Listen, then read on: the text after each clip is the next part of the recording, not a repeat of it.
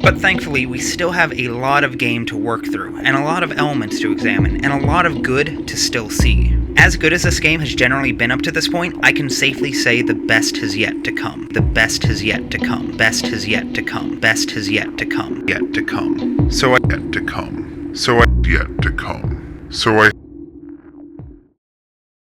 I lied.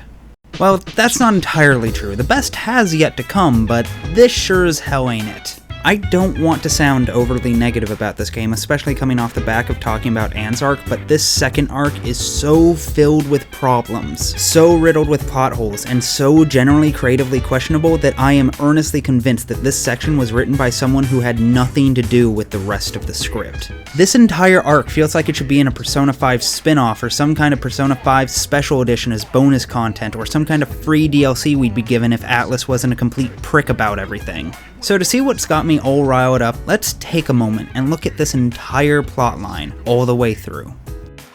This arc begins with Yusuke and Madarame just happening to drive by our crew. Here we have characters undergoing massive change due to pure circumstance. We'll talk about this more in the future, but this bugs me for a number of reasons. It's something I'd probably be willing to let slide, but as we'll see later, Persona 5 has a bit of a problem with letting things happen due to pure circumstance. But that's for later, because right now we find ourselves in the worst intro to any quality character, if not ever, then definitely in Persona history. In the first real scene with Yusuke, where we get to see him show any amount of serious personality, he chooses to essentially blackmail Anne into stripping for him in exchange for not reporting you two as trespassers, and look, even though I had almost the exact same thoughts verbatim when I first played the game, I know extra credits beat me to the punch on this one. Surprise, surprise, I watched their stuff too, and I don't want to repeat their points, but to do any analysis here, I kind of have to.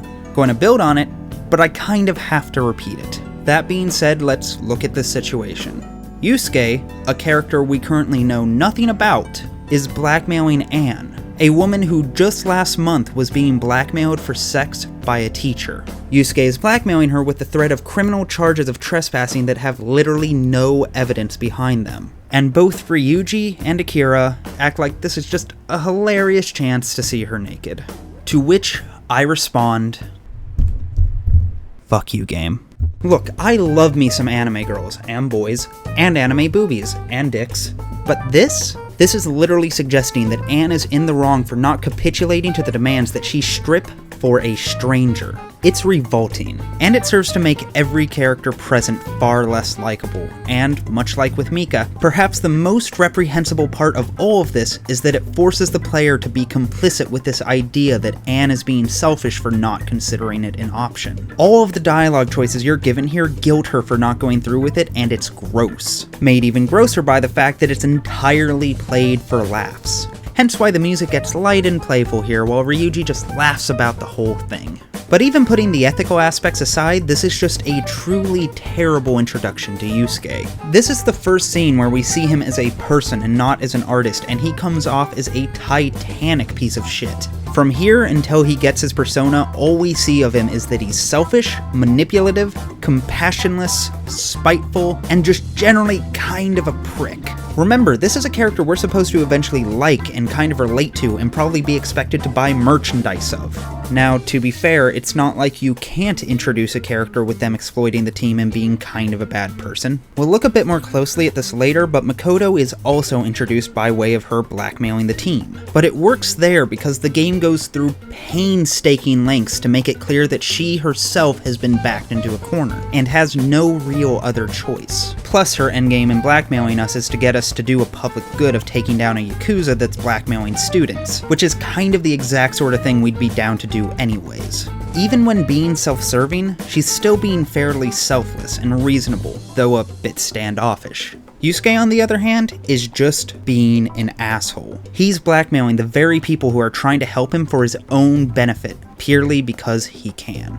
And perhaps the worst part of all of this is that this is so far removed from how Yusuke acts at literally any point that it might as well be a different character. The rest of the game he's painted as aloof, detached, and a little absent-minded, but also passionate, caring, and deeply supportive of the people around him, even if he does struggle to relate to them. None of that comes through in the least till the very end of this arc.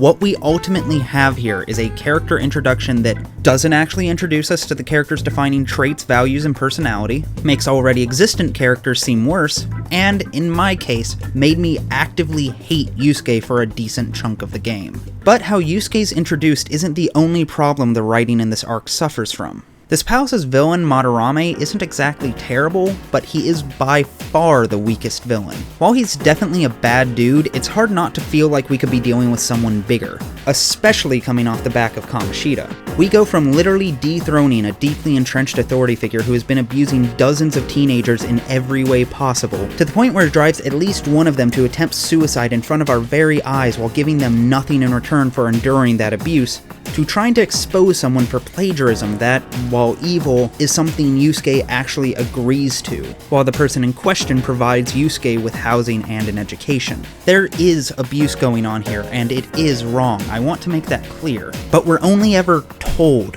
about it. And yes, one of Madarame's ex-students has committed suicide, but we're only ever told about that as well. With the exception of the plagiarism, all of Madarame's crimes are told, not shown. In addition, as bad as these crimes are, the scale of them pales in comparison to Kamoshida's. We only really hear about him harming a grand total of 3 students: Yusuke, Nakanohara, and the unnamed student who committed suicide. It's implied there are many more, but we never even hear about them, much less see them. As such, it feels like the only person we're here to help is Yusuke, who, as we established earlier, is kind of a massive asshole at this point. All of this leads to the feeling that Madarame's crimes, while bad, are an order of magnitude less than the horrendous things Kamoshida did. Add on the fact that the plagiarism is the only crime we actually see the fallout of, it begins to feel like that's his real crime. It's not that Madarame isn't evil, because he is, but evil that's unseen is evil without tangible consequence. And without tangible consequence, it lacks impact. We saw every consequence of Kamoshida's actions. We got to experience his evil firsthand. With Madarame, though, we just have to take the game's word for it.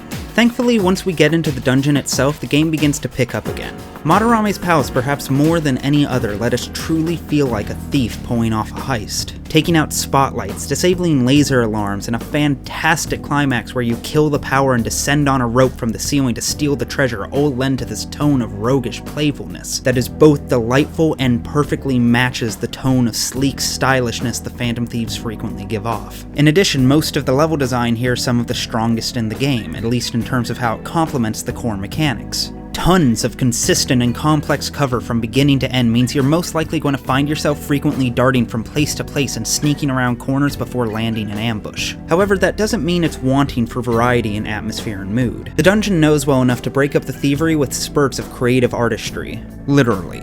A visual puzzle that has you walking from one painting to another breaks up the action in a fairly fun and inventive way that utilizes some clever subversions of the player's sense of perspective. These paintings feel two-dimensional, especially the traditional Japanese works, so realizing you can move in and out of them makes the puzzles require a bit of thought, and frankly, it's just kinda cool. On the downside, each painting is accompanied by a small blurb of character building from Madarame that is generally pretty flavorless. He explains that he exploits people because he loves money. It may be a realistic motivation, but it's also a pretty boring one, and leaves him feeling as flaccid and banal as ever. Shortly after this, the dungeon gives way to an imaginative area that is blatantly inspired by the works of MC Escher. This section results in the complete loss of cover during its stint, making ambushing enemies a bit of an annoyance. But the concentration of shadows here is low enough that it never really becomes a problem. Plus, the aesthetic is memorable enough that it makes me willing to forgive any inconveniences it may cause. As this section comes to a close, it wraps up with a simple compare and contrast puzzle of trying to figure out which Sayuri is the real one. The puzzle itself is incredibly simple and hard to fail at, but I like it. It's a good little bit of game design that uses the puzzle to feed back into the narrative of Madarame selling fake Sayuris. And while we're on the subject of Sayuri, I'd like to give credit where credit is due.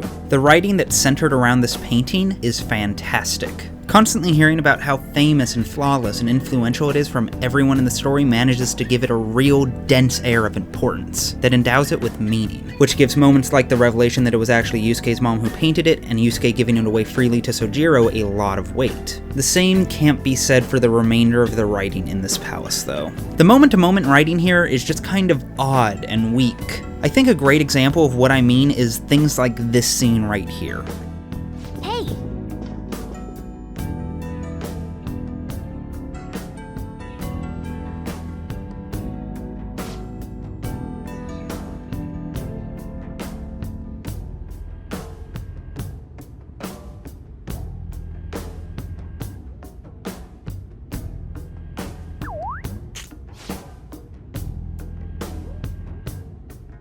Whoa! Wait!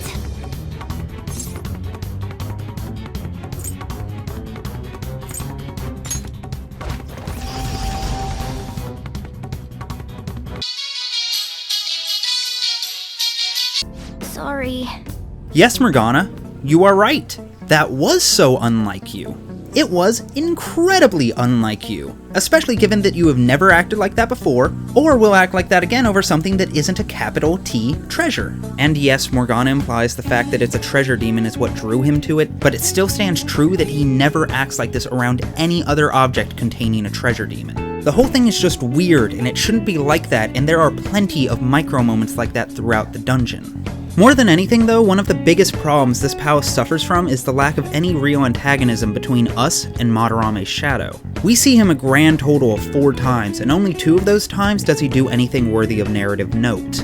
And much like we saw back at the paintings, even when he does take action, he comes off as contrived and predictable. There's no sense of pacing or even any kind of relationship with Madarame here, and as such can lead to progress feeling a little weightless. Advancing in Kamoshida's dungeon meant you were one step closer to getting a chance to beat the shit out of Shadow Kamoshida's douchey smug face. Advancing here just means you're one step closer to completing the dungeon. And it doesn't improve a whole lot when you finally confront Madarame.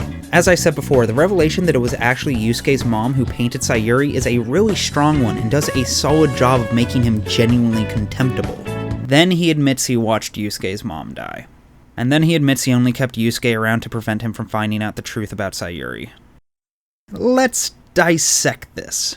First off, the idea that Madarame just watched Yusuke's mom die is comical right on the face of it. It immediately takes what was a self-serving, abusive man and pushes him right into the realm of mustache-twirling villainy. It is quite literally needlessly evil.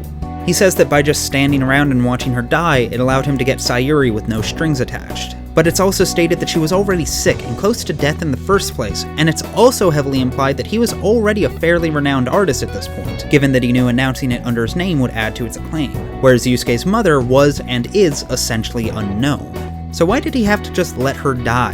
Why not wait for her to die naturally and claim the painted Sayuri as his own after the fact, and not act like a cartoon monster in the process? He then claims that the only reason he even adopted Yusuke in the first place was to prevent him from finding out the truth about Sayuri, which is frankly a lot like trying to avoid getting shot by duct taping a gun to the side of your head. Like, Madarame, my dude, if you'd opted to throw this kid into an orphanage and denied ever knowing him, then you essentially would have had no chance of being caught, much less exposed with evidence. Instead, you kept around literally the only person who could ever have both the means and motive for exposing you. This is why I say that he is literally needlessly evil. He becomes so absurdly insidious so fast that it could almost be a parody of Persona 5. It's like the writers took the time to endow Sayuri with meaning and importance to everyone involved, but then said, I know this is the most important object in this arc, but him stealing Sayuri from Yusuke's mom doesn't make him despicable enough. He needs to also be responsible for her death so that now it's personal. It smacks of a writer who has no trust in their writing to land on its own, so they just blindly add to it to raise the stakes. And of course we don't actually see any of this. Son of a bitch. Thankfully, as flawed as this build-up is, it gives way to one of my favorite bosses in the game. Though it's ultimately a pretty easy fight, Shadow Madarame has one of the most compelling sets of mechanics we'll be seeing. Having transformed into 4 separate enemies that all have completely separate strengths and weaknesses which all cover and complement each other forces what would otherwise be a standard DPS race into a constant state of weighing risk versus reward. Given the numerous targets, this would normally be the perfect chance to use attacks that would hit all enemies. However, every enemy here has a resistance that would not just nullify but outright absorb at least 2 types of attacks that you could possibly throw at them. For instance, if you use an AoE physical attack, it'll hurt the eyes and nose, but the mouth will be healed by it. If you use an AoE fire attack, it will damage the nose and mouth, but the eyes will both absorb it, and so on. And all of this is complicated by each piece's ability to revive each other, thereby forcing you to take them out at roughly the same time.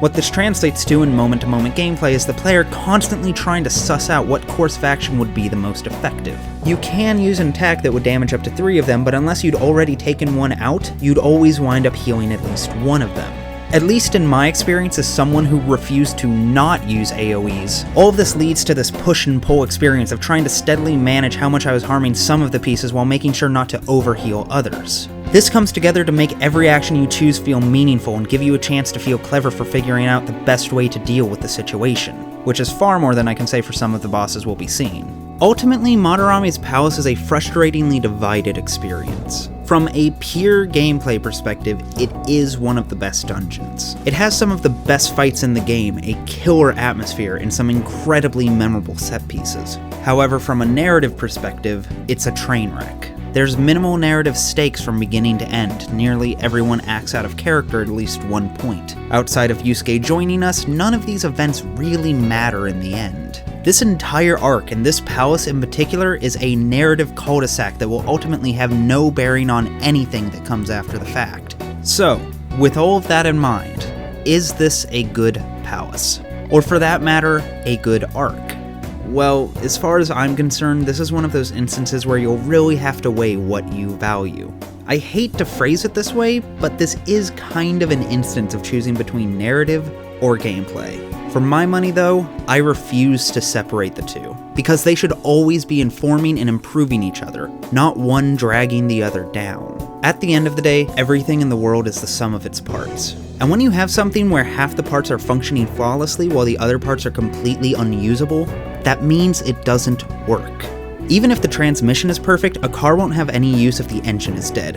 And while this arc has some fantastic pieces to it, the broken elements that surround it ultimately mean that it's probably best for us to cut our losses and sell it for scrap.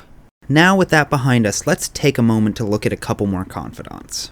Namely, let's examine Sadayo Kawakami and Chihaya Mifune. Let's begin with the stronger of the two. Persona has a history of making the primary teacher involved with the main character outside of school in some way or another, and Kawakami is here to continue that trend in spectacular fashion. From a characterization perspective, Kawakami is brilliant. From the moment we catch her moonlighting as a maid and have a chance to see her as a person instead of a teacher, she immediately begins to flourish. Initially, it's pretty transparent that she's deeply frustrated with everything in her life, and it's pretty easy to understand why. She's being blackmailed by the guardians of a deceased former student that she feels largely responsible for the death of, so she's being forced to work an extra job that she hates to pay them back, all while feeling like she's completely failed as both a teacher and as a human being at large. And now, to top all of this off, she has to deal with your delinquent ass both in and outside of class. She's someone who's just kind of exhausted and done with the idea of living,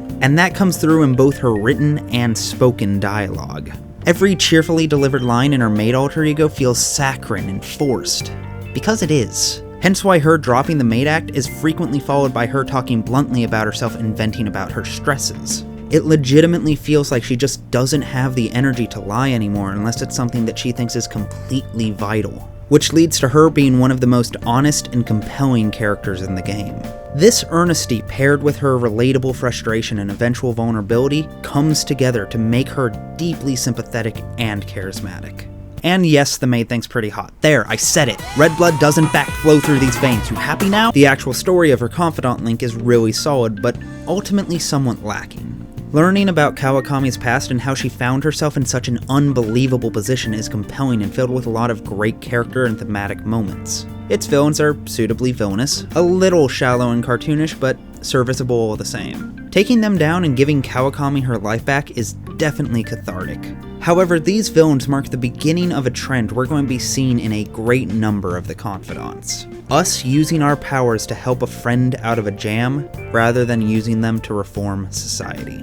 In a lot of ways, this feels like an attempt to fuse the small-scale, personal stories of Persona 3 and 4 into the world of Persona 5, which is ostensibly a good thing. Carrying on the stylistic ideals of previous entries in the series is kind of the whole point of a sequel after all. However, Persona 5 has a much broader scale than the previous Persona games. Persona 3 was concerned with fighting what was essentially the metaphysical concept of death and time, and those are things you can only really deal with on a personal level at specific times and in specific ways. It's not something waiting to be taken care of. It's something that is taken care of when it shows up.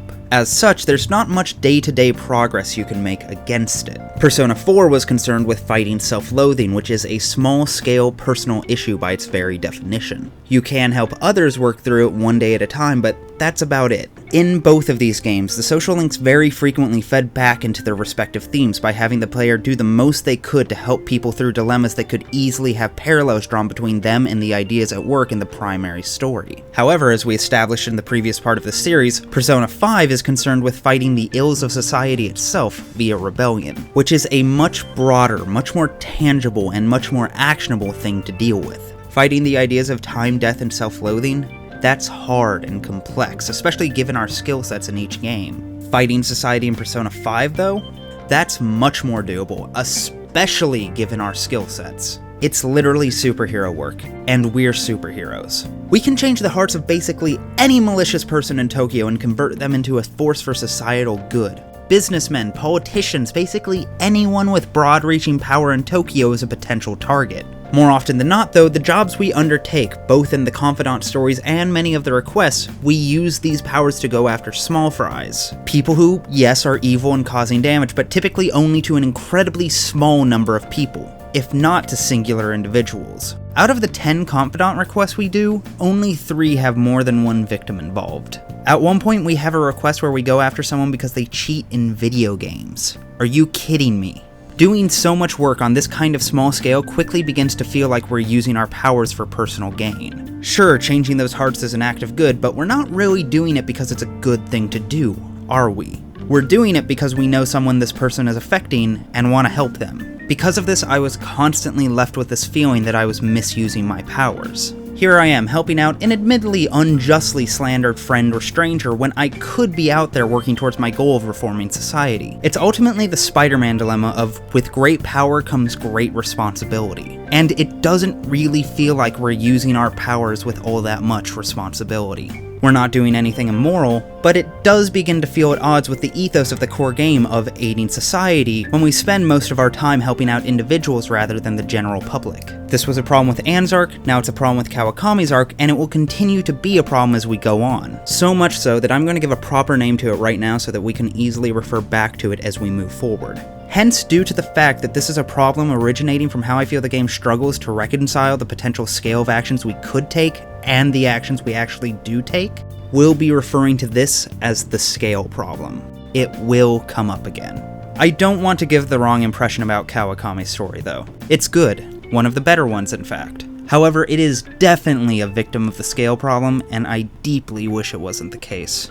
Next, let's look at Chihaya Mifune. In many ways, her strengths and weaknesses are the opposite of Kawakami's. Out of everyone we've looked at thus far, she's probably the most poorly characterized. Over the course of her more than 10 scenes, the most I was able to piece together about her personality and values is she disliked how her old town put her on a pedestal, and is generally trying to do the right thing after getting suckered into being a scam artist, but that's about it. I get no major sense of anger or sadness. She may emote those feelings, but she never expresses them through action. Nor do I get any kind of steadfast want. All she seems to care about is helping people, which, sure, not bad, but that's it. She has no legitimate passion or goal or eagerness outside of her vague, be nice attitude, and it leaves her feeling flavorless and lacking in any kind of personal motivation or core. For what it's worth, she does start to pick up a bit of personality towards the end when she starts to aggressively stand against people who once again are trying to put her on a pedestal, and, in the process, reveals that she's prone to slipping into a country girl dialect when she gets sufficiently flustered.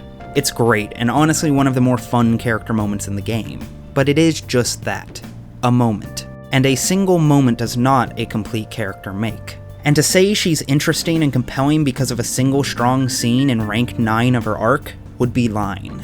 Despite that quality moment, she still spends the overwhelming majority of her story being the most boring part of it.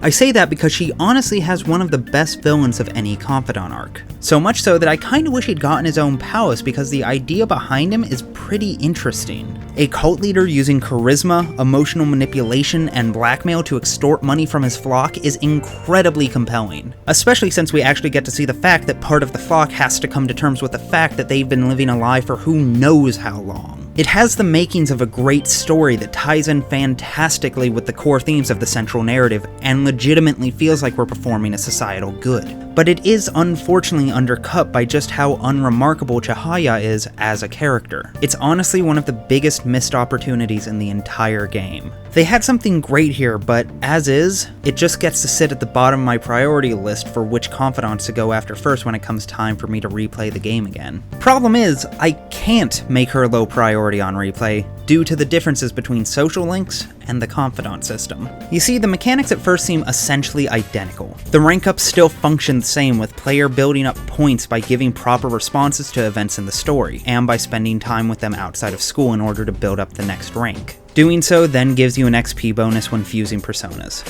Standard stuff. The big change, however, is the addition of confidant abilities. This isn't strictly new. Persona 4 granted party members defense abilities and new personas depending on their rank, and Persona 4 Golden built on this mechanic heavily by adding even more abilities to party members. Persona 5 though throws this into overdrive by giving every confidant multiple abilities. I want to be clear, I like this mechanic. When it's used right, I think it serves as a solid way to hand out complex mechanics over time that are best saved for when players have a strong grasp of the game's core mechanics. Things like baton passing, weapon customization, and party member swapping. And my heart isn't made of stone, I'm human, and part of being human means enjoying getting little micro rewards that make life easier. So the little benefits like increased money after a fight and increased ammo are fun to acquire, even if they're not all that useful at the end of the day. However, this change in what relationships offer create three major problems that reverberate throughout the rest of the game. 1. It means that the game itself essentially makes certain confidants mandatory. Chihaya is one such confidant. Her abilities allow for consistent boosts on both social skills and confidant rankings. Two skills that are absolutely essential to any playthrough when you're trying to get the most out of each day. So it doesn't matter how much I may like or dislike her or her story. I'm going to have to deal with her every single time I play the game or willfully slow my own progress, which honestly leads to me disliking her even more. Forced interactions aren't fun. Naturally, this also means problem 2. It makes certain confidants feel underwhelming or pointless because they have bad abilities. I'm going to jump ahead of myself a little bit here, but I kind of like Ouya as a character. However, her abilities are basically useless. This means that any time I spend with her feels like an inefficient use of my resources. After all, I could be doing just about anything else and getting far more for it. And that's an unfortunate cloud to lay over a character that I otherwise enjoyed seeing. But it may be the third problem that is the most damaging of all. The way abilities are managed renders certain party members borderline useless, namely Morgana and Haru. Every party member has roughly the same set of skills, which thankfully keeps them easily interchangeable. But it also means that those without those skills are inherently worse. And due to the fact that Haru is introduced so late to the game and the fact that Morgana's rank ups are tied to story progress, means you won't be able to get their vital abilities and powerful second personas till very late in the game, if at all. To be fair, this was also a problem in Persona 4 and especially Golden with Naoto and Teddy. But this is an entire game later and this still hasn't been resolved. In fact, it's even worse here. Teddy gets rank 10 with 2 dungeons to go. 3 if you're playing Golden. Morgana though hits cap literally the day before you enter the final dungeon. As such, using him means deliberately keeping in a party member who, by the mid-game, will have substantial disadvantages compared to his peers. This also reaches into all new party members as well. Getting a new party member no longer means having sudden access to new skills and tools. It means setting aside an in-game week to make them usable. A good unlockable ability in any game should feel like the game rewarding you for doing well by giving you the means to either make doing your job easier, or ideally giving you new ways to do that job. Increases to XP are cool, giving you the ability to knock enemies down with your gun is cooler. However, these abilities frankly fail to do that at times, and in fact occasionally prevent you from using other new tools you would otherwise have available to you, and it just feels like a classic case of poorly thought through design. Call me naive if you want, but I find it hard to believe that the intended goal of these mechanics was to keep you from using and enjoying certain characters, yet here we are. Like I originally said though, I do generally like these abilities. Powers afforded by the likes of Kawakami, Oda, and even Chihaya add a whole new layer of options and decision making to the game that would be incredibly hard to effectively introduce otherwise, but due to this system come off as seamless. I do enjoy this addition. However, its implementation isn't flawless, but it should be. And it was around this point in the game, after discovering these changes, seeing Madarame's arc, and experiencing the constant interruptions of the interrogation framing device, that that idea began to kind of describe how I was feeling about the game as a whole. Not flawless, but it should be. It was around here that I suddenly found myself deeply concerned about what the remaining quality of the game would be like, because at this point, I was officially skeptical of what I'd gotten myself into. Thankfully, little did I know that a major pick-me-up was right around the corner, and the game was about to become as good as I knew it could be. Continued in part 3.